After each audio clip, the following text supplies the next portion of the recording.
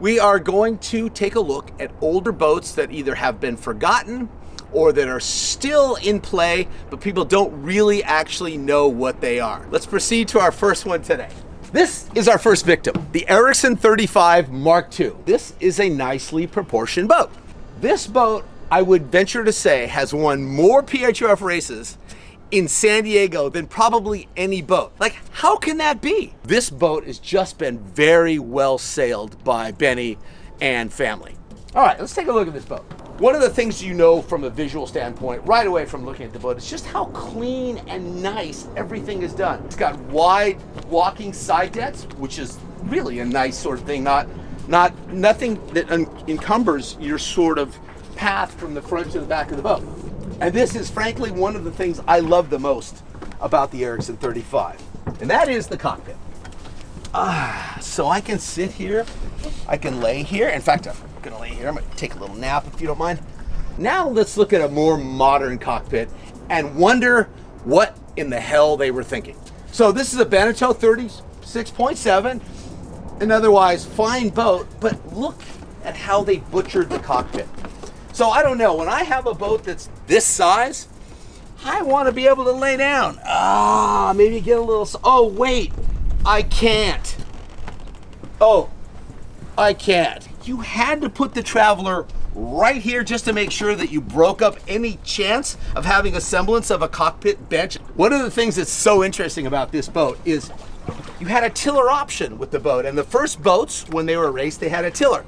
Sounds great, right? Because steering with the tiller's just a better way to do it most of the time. Problem is, the tiller literally took up the entire cockpit. Before we go check out down below, take a look at these ancient instruments. I mean, these are classic. The Signet, or in this case, the Kenyon speedometer, not meter, of course. Look at these modern speakers, but in an odd sort of place. But this, if anything dates a boat, it's certainly this.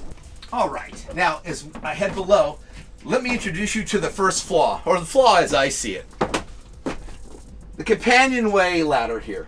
Could it be any more vertical?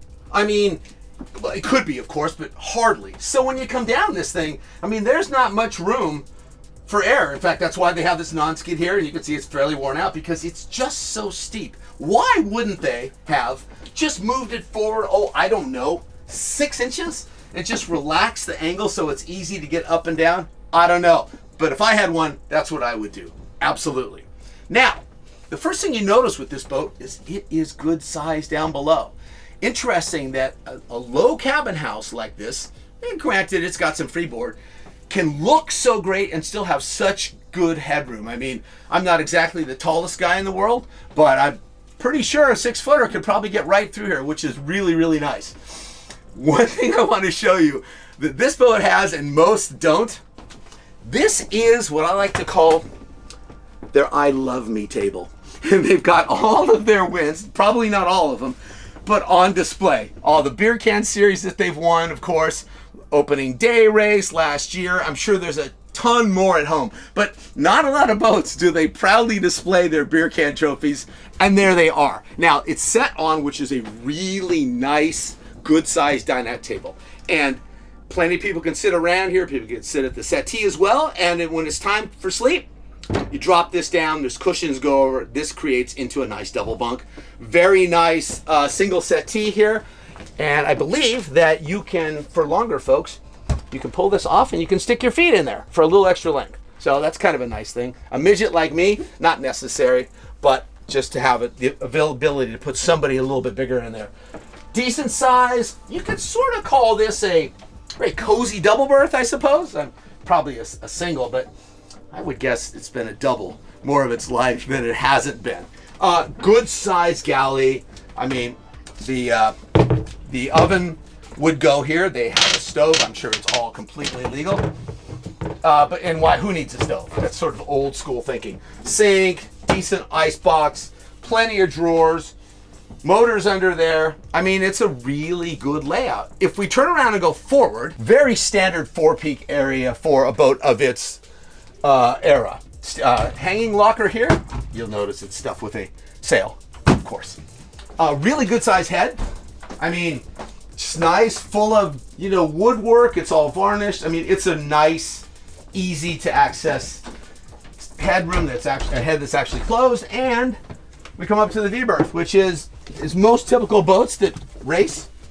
It's full of sails, and but again, if you're gonna cruise this boat, just pull this stuff out, put it in the locker in the back of the car, whatever SUV. You got a nice double bunk. So a boat really that could truly sleep 2, 4, 5, 6, or 7 max. That's pretty nice for a boat of this era. So that's the look at the Erickson 35 Mark II.